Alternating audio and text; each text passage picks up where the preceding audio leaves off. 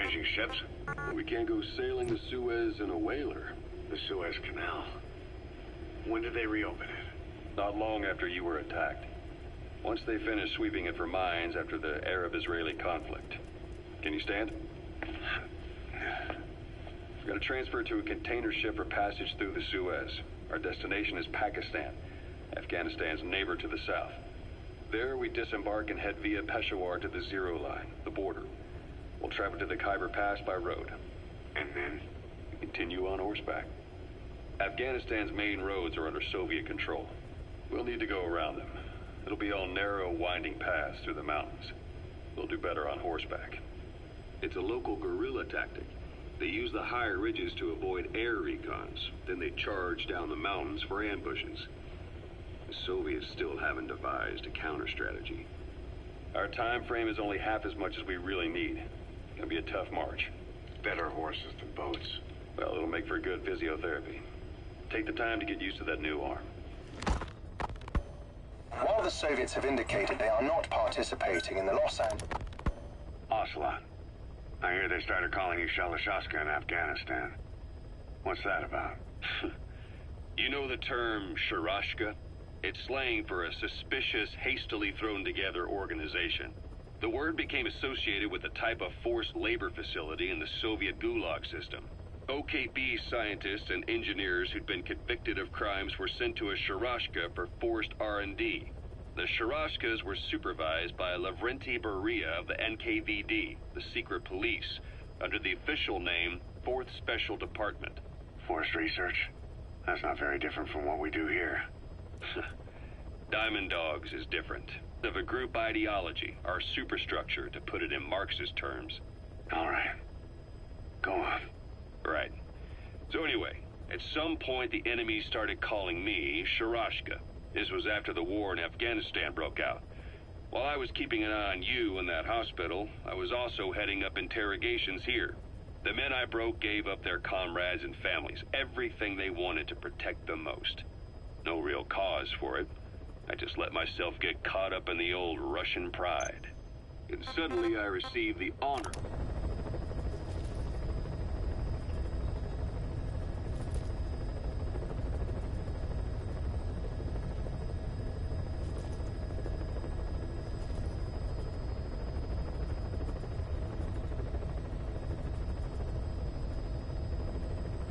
of becoming special interrogation advisor to the forced labor camps. But the more men I interrogated, the more people saw me as just that, the interrogator. It helped cover my real objective of keeping you safe. You went that far for me? Far enough to keep you alive. I ended up being pretty well known among the Afghan guerrillas. Some of them would have seen me on the battlefield, and that's how I got the second half of the name. Shashka. It's a sword, a type of saber from the Caucasus. Russian dragoons and Cossacks carried them into battle. Now, the Russian Empire had a general by the name of Fyodor Arturovich Keller. His bravery earned him the nickname Russia's Greatest Shashka. Someone must have known about that, because somewhere along the line, Shashka got stuck on the end of Sharashka. The guerrillas were using the name amongst themselves, and by the time I got to hearing about it, pronunciation had wound up as Shalashashka. So, half Gulag, half hero sword. Is a perfect fit. But you see how rumors and ideas about people can get out of hand fast. Once you create a character and put it out there in public mind, it warps and twists with every baseless rumor. And before you know it, all people see are phantoms. In my case, it works out just fine. I'm plenty used to working under aliases. I first met you 20 years ago now. The place was Selenouyarsk in the Soviet Union. We were enemies. I was with the GRU. You were still fighting for America. 1964. Operation Snake Eater. Its objective? The assassination of the legendary soldier known as the Boss. When you returned home successful, they awarded you the title Big Boss. Your CO, Zero, sought to carry on the boss's will by covertly establishing his own organization. You knew the original members from Operation Snake Eater. From America, there was David O., or as he was to you, Major Zero. Donald Anderson, a.k.a. Sigint. Dr. Clark, who went by paramedic during the operation. And the fourth, you. From China, there was Eva. And me, Ocelot, from the Soviet Union. 6 in total. To us, government notions of friend and foe were meaningless. As were East and West, we joined forces by our will alone. Our objective was to fulfill the boss's dying wish, to make the world one. And to do it, Zero used the Philosopher's Legacy, the secret war fund you obtained during Operation Snake Eater. This organization would go on to become Cypher. I, on the other hand, was left with the problem. You only recovered half of the legacy. I had to locate the other half myself. When I found the funds, I passed them on to Zero, just as you wanted. I still trusted him in those days. We thought what he was doing was the boss's will, until he started that one project. Les enfants terribles, Zero called it. You parted ways, as did Eva.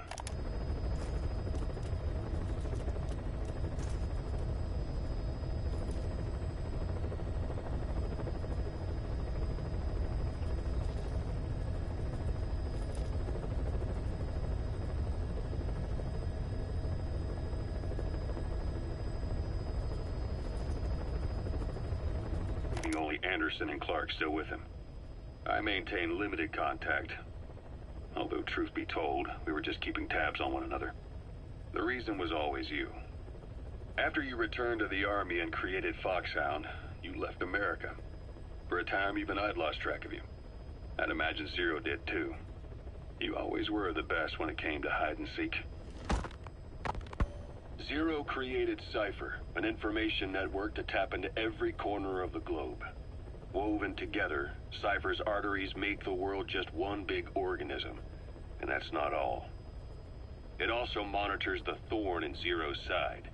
That's you, tracking your coordinates wherever you might go. The further you strayed from your roots, the larger Zero became.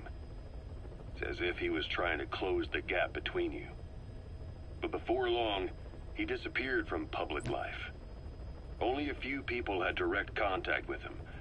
For a time, I was one of them. Then a year after you fell into your coma, he slipped out of sight entirely. Since then, nothing. No photos, no recordings, not even a reliable rumor as to his whereabouts. I tried every method I could think of, but Zero was gone. Freed of his control, his creation, his power continued to grow. Cypher is a great beast, and Zero was its spine. But even without him, it's endured, evolved. But now its body is rotting, riddled with parasites.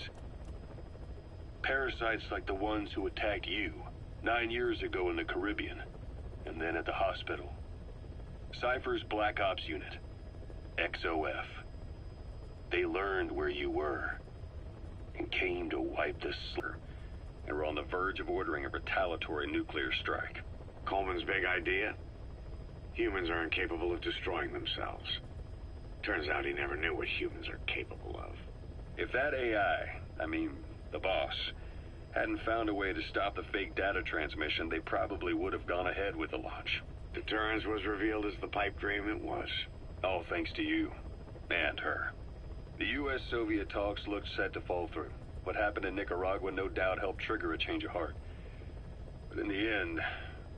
The times define the politics. When you've grabbed their tail, they turn and bite your hand. I first met you 20 years ago now. The place was Selenouyarsk in the Soviet Union. He said I was in a British military hospital. But the doctor had a Greek accent. They hire locally. Easier to trust them. Tekeli is also home to Greek Cypriots, after all. What about the Turks? They haven't returned to the south. Not yet. The Cyprus dispute is still a long way from resolved. The country is just as split as it was in '74.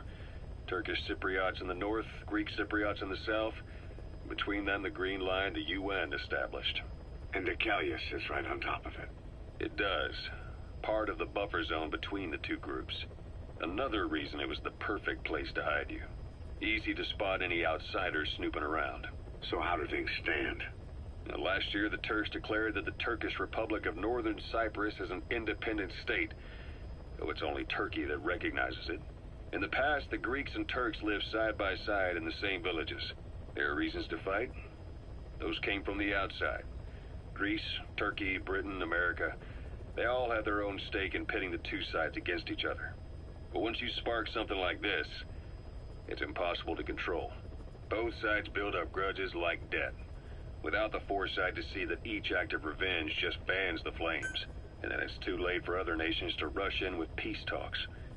The embers keep on smoldering. Each nation's arrogance only... Christmas Eve, 1979, rolled into Afghanistan. Muslims had revolted against the Soviet-friendly regime established the year before. The DRA forces could no longer contain it themselves, so the Soviets went in to intervene.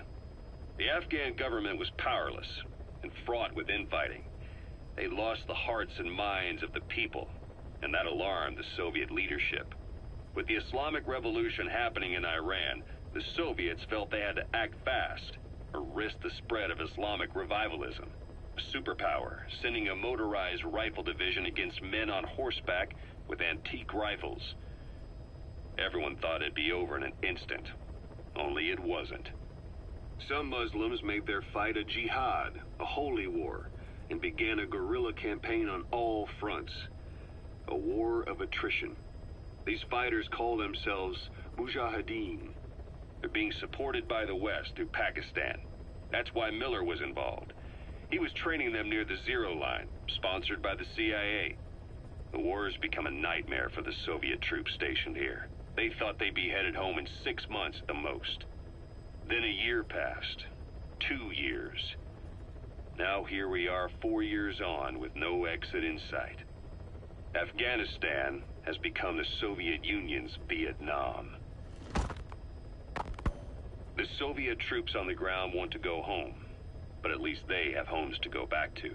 The Afghans have lost theirs. The Soviets destroy the kishlaks, villages, wherever they can. They burn down homes and fields, fill in wells, turn pastures into minefields.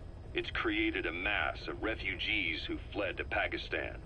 If the Mujahideen are fish swimming around the villages, the Soviets will go so far as to dry out their ocean.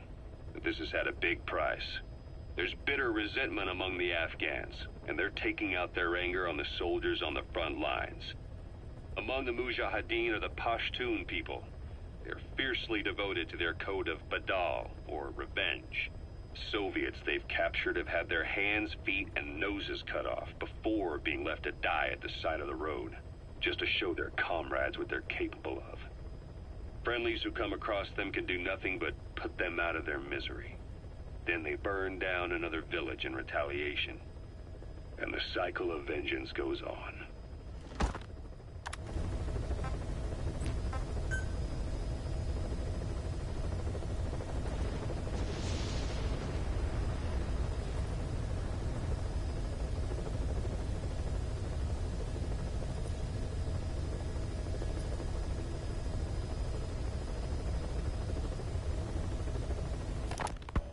Snake, I wanted to ask you about the man on fire. What do you remember from the hospital? Anything we can use? Well, he took off the moment the sprinklers started up. Sprinklers? The fire system? And when he got sprayed with water from the burst pipe, it slowed him down. When we escaped on horseback, he wouldn't cross the river either. And then it started to rain. And he disappeared. Water against fire. Is it that simple? I mean, it makes sense. It's just hard to believe it would work on a guy like that.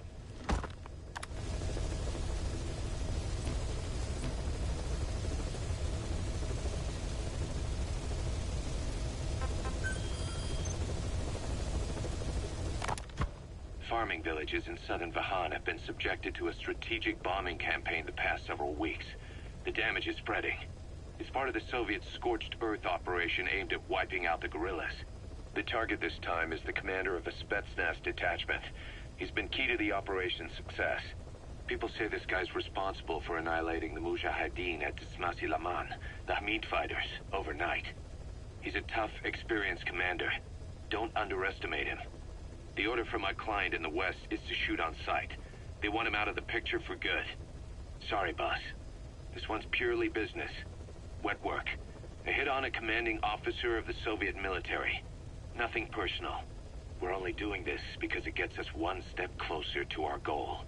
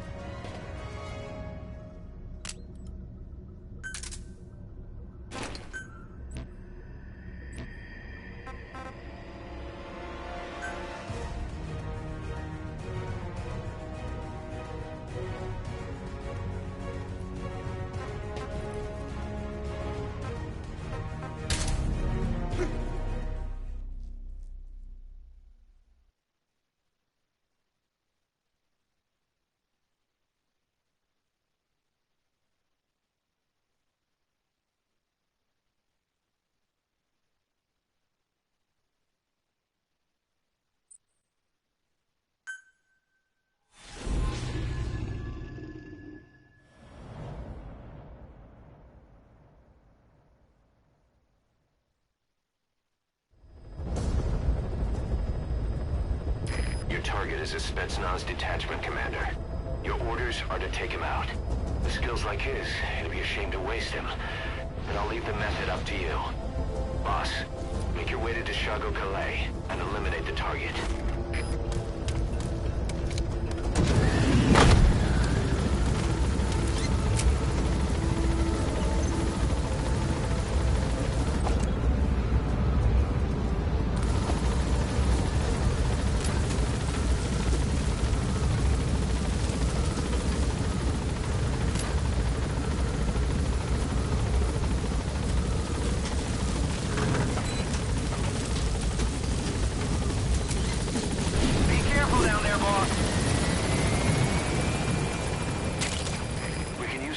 From plants to make medicine or poison for use in new weapons and equipment.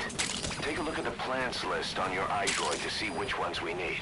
Then go find them if you get the chance. It'll keep the the staff happy, too.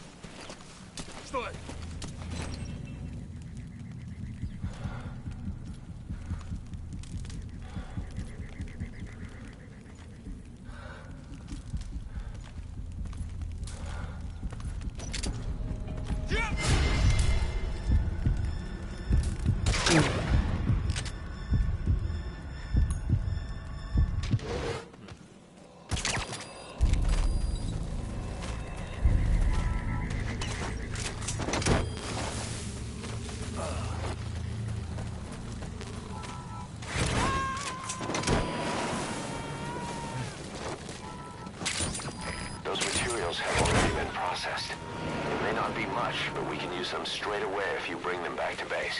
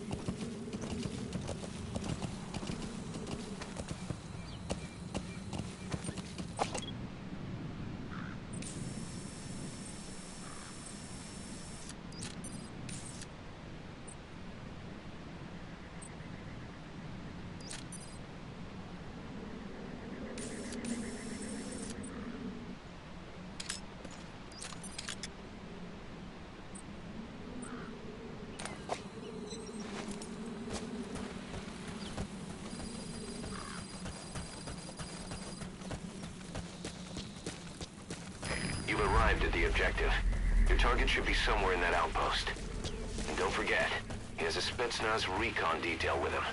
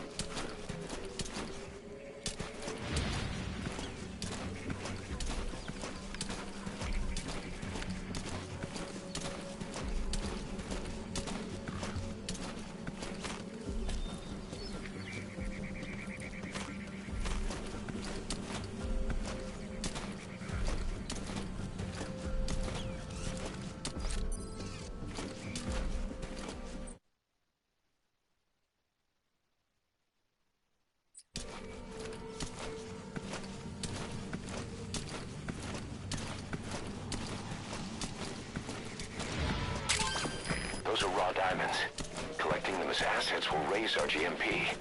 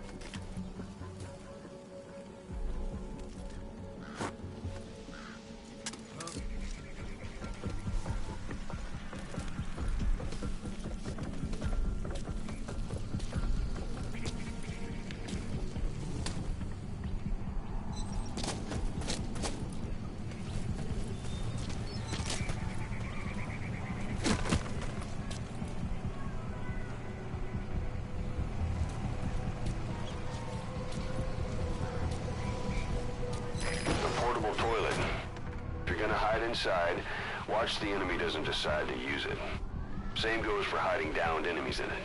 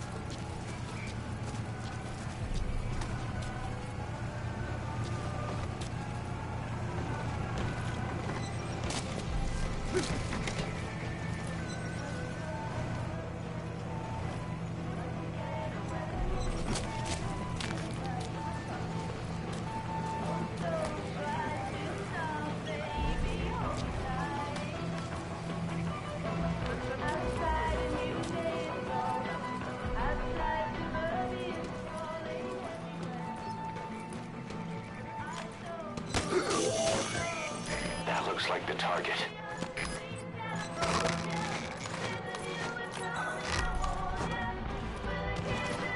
Boss, I gotta say it would be a waste to kill him. But putting him to sleep doesn't count as eliminating him. Neither does knocking him out.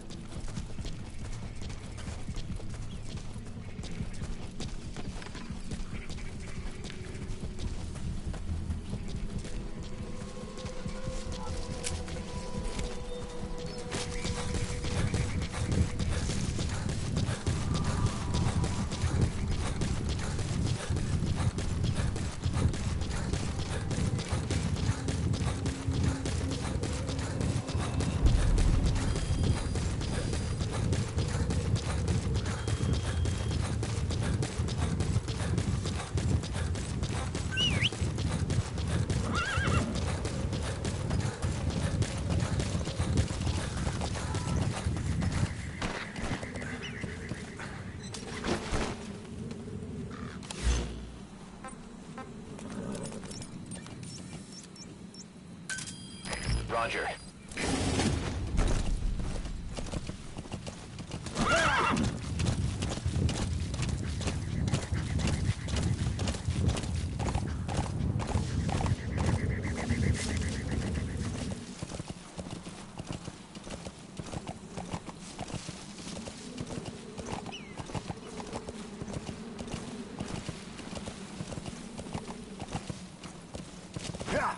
Yeah.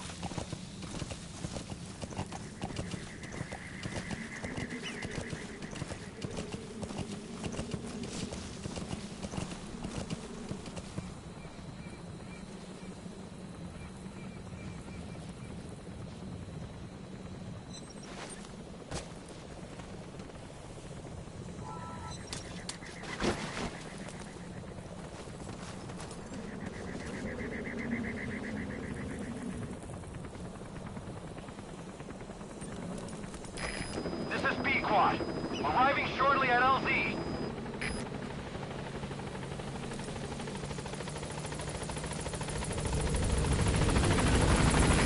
This is B Squad.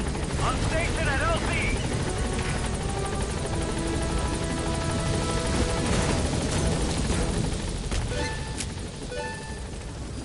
Gaining altitude.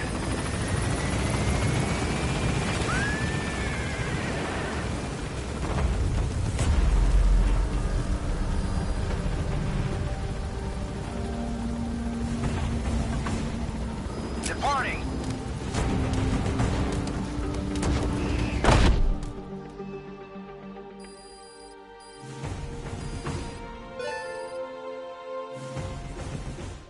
Mission complete. Great work.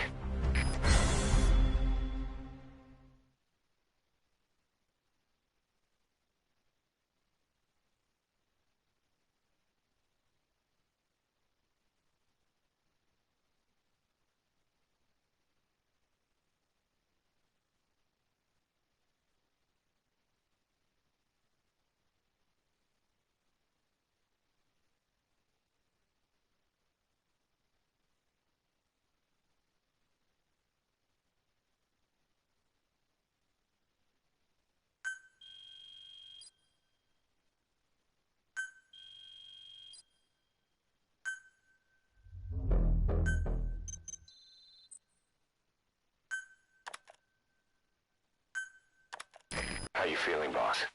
Getting used to being in the field again? Having choppers and a horse at your disposal is indispensable for operating in the wilds of Afghanistan. I've gone ahead and arranged for you to be able to develop and customize weaponry for support choppers.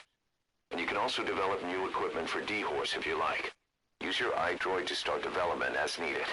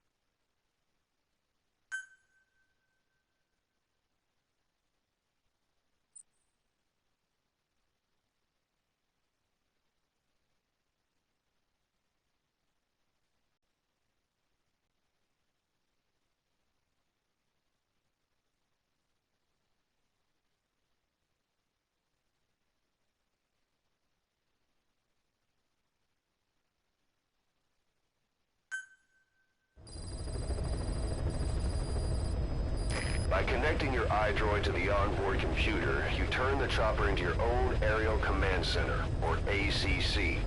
Some elements of staff assignment and R&D of weapons and items can only be performed from there. Take as long as you need to consider all your options.